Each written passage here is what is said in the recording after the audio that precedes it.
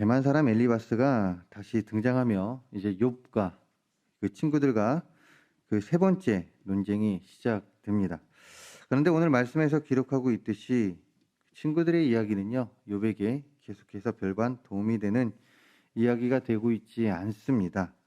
이에 변론하는 욥에 대한 친구들의 반응은 극단적이고 주관적으로 변해가면서 자신들의 주장인 그 인간보에 대하여 욥이 심판을 받는 상황이라고 더욱 강하게 주장하고 있는데요.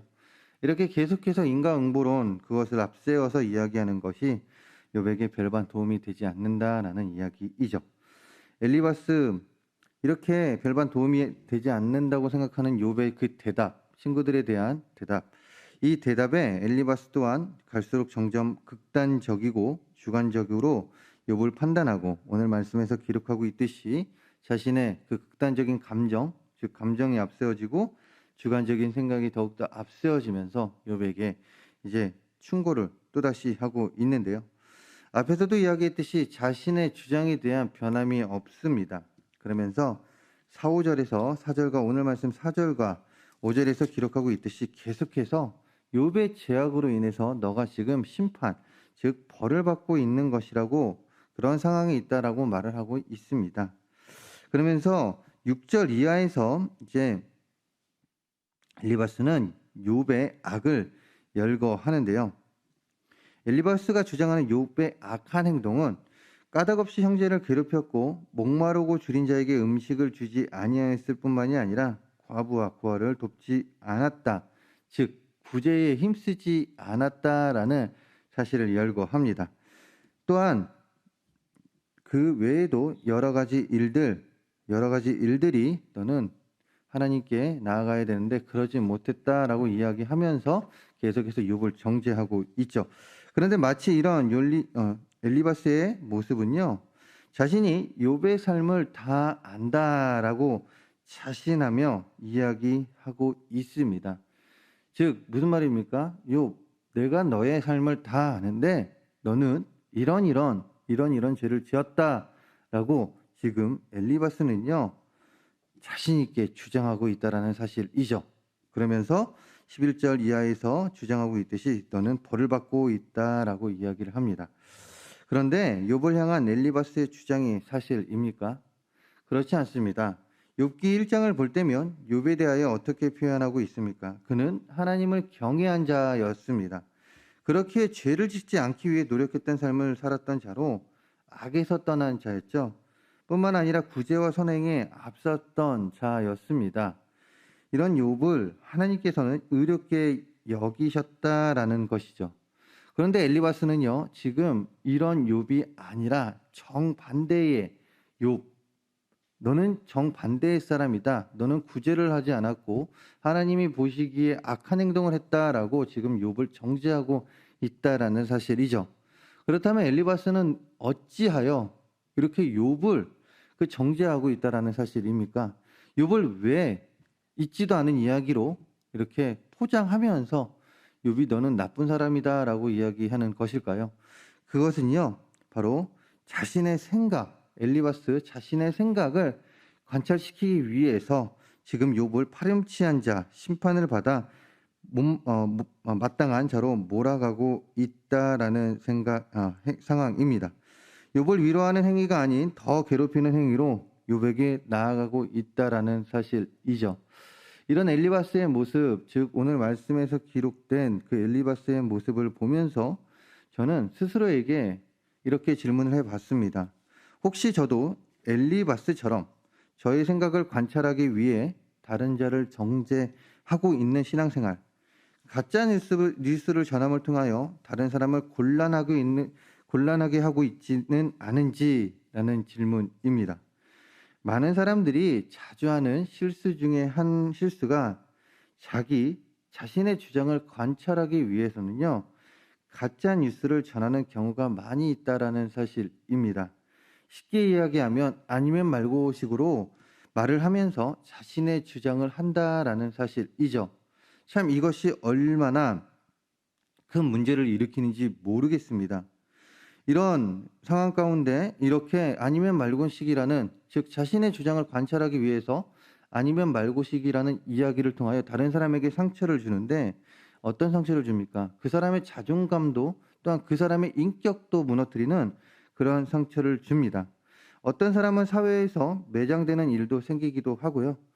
어떤 사람은요, 이 아니면 말고식이라는 그 이야기로 인하여 자신이 상처를 받고 그 가운데 계속해서 그 뭐라고 해야 될까요? 몰이되는 그 여론들로 인하여 자신은 정작 그러지도 않았는데 자신은 죄인이라는 그 생각이 점차 들고 그 가운데 극단적인 선택까지도 하는 경우가 있습니다. 그런데 그 시작이 어디서부터라고요? 바로 아니면 말고 식의 가짜 뉴스, 즉 자신의 주장을 관철시키기 위한 허위 사실에서부터 시작이 된다 이것입니다. 그렇게 우리 그리스도인들은요, 자신의 고집스러운 신념을 무리하게 적용시키기 위해 그릇된 전제를 세워 다른 사람을 정죄하는 죄를 범하면 안 된다라는 사실입니다. 즉 엘리바스처럼요, 자신의 주장, 엘리바스의 그 주장을 관철시키기 위해서 욥을 지금 파렴치한 사람, 완전 나쁜 사람으로 계속해서 몰고 가고 있는 그런 삶을, 그런 신앙생활을 하면 안 된다라는 사실이죠. 우리들은요, 완전한 자들이 아닙니다. 다시 말해 불완전한 자들이 바로 우리들입니다.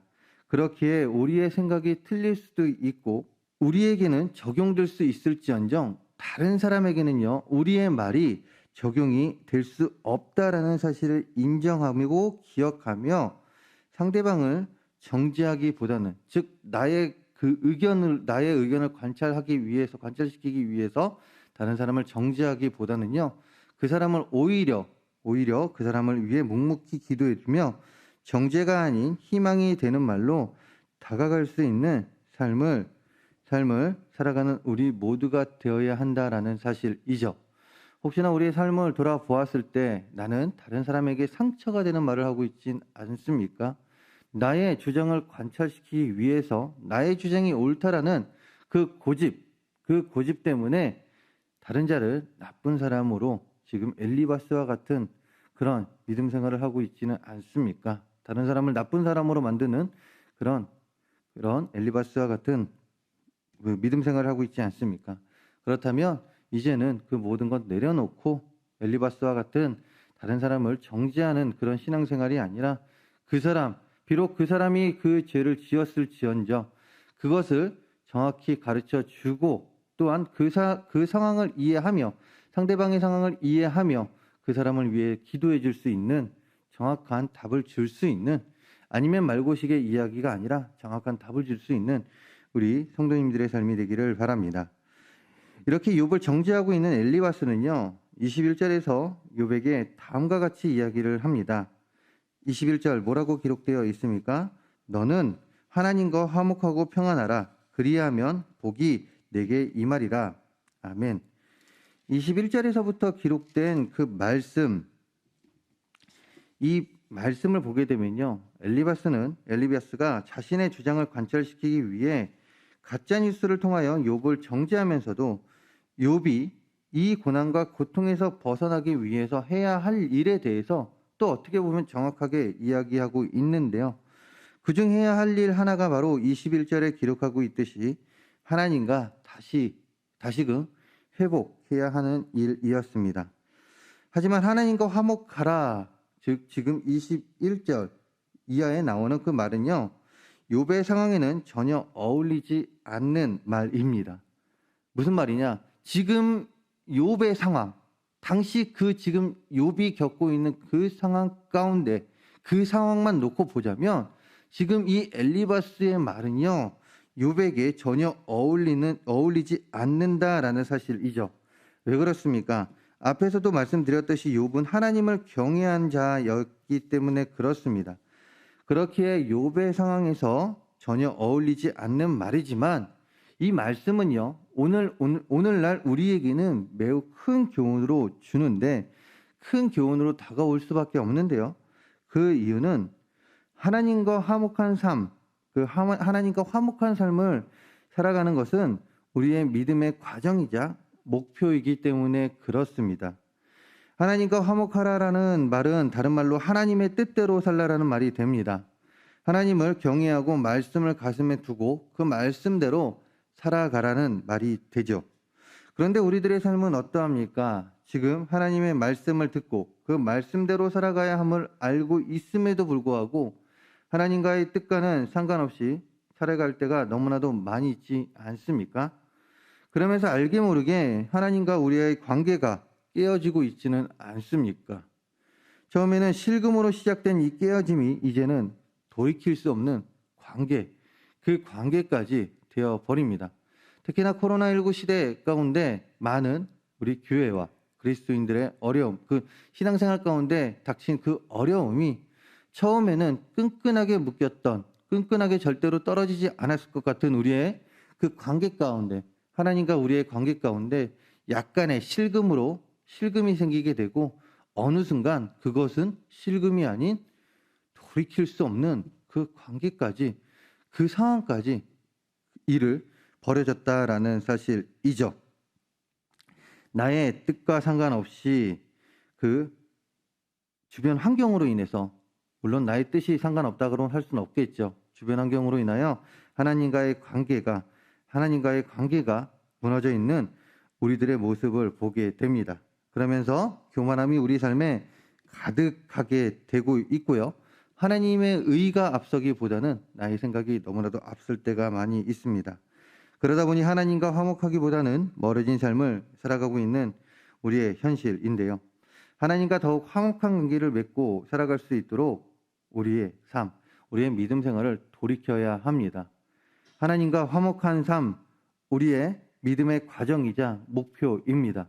우리 그리스도인들에게 있어서 하나님과 화목한 삶을 살아간다는 것, 이것은요, 우리의 마음에 항상 담아두고 그 삶을 살아가도록 우리는 항상 노력하며 살아가야 합니다. 그 방법은 22절과 24절에서 기록하고 있듯이 하나님의 말씀을 마음에 두면 됩니다. 또한 우리의 예배를 회복시키면 됩니다. 무엇보다 하나님이 앞서는 삶을 살아가면 됩니다. 이때 우리는 다시금 하나님과 화목한 관계를 회복할 수 있게 됩니다.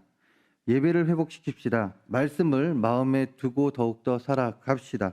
또한 그 말씀을 나만 갖고 있는 것이 아니라 전할 수 있는 우리 모두가 되었으면 합니다. 그렇다고 상식에서 벗어난 행동으로 말씀을 전하는 것이 아니라 우리의 삶에서 자연스럽게 우리가 먼저 지킴을 통하여 자연스럽게 하나님의 말씀을 전할 수 있는 우리 모두가 되었으면 합니다. 그리하여 다시금 하나님과의 그 관계가 회복이 되고 더욱더 하나님께 영광 돌리는 삶, 만약에 내가 지금 하나님과의 관계가 많이 흐트러져 있다면 다시금 우리의 관계가 회복되면서 주의 자녀로서 온전한 삶을 살아갈 수 있는 우리 모든 성도님들이 되시기를 간절히 소망합니다. 우리의 믿음 생활 가운데 내가 무조건 맞다는 교만함이 아닌 하나님을 더욱 의지하며 하나님의 지혜를 더욱 구하는 삶을 살아가면서 하나님과의 관계가 더욱더 화목해지기를 간절히 소망합니다.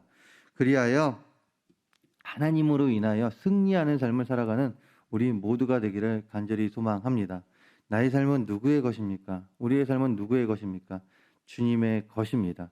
주님의 것임을 기억하며 주님의 모습대로, 주님이 원하시는 대로 살아갈 수 있는 우리 모두의 삶, 주님과 더욱더 화목한 관계를 이루며 주님께서 다른 사람을 위해 더욱더 살으셨듯이 우리 또한 다른 이웃들을 위해 살아갈 수 있는 그 삶을 살아가는 우리 모두가 되기를 간절히 소망합니다. 기도하겠습니다.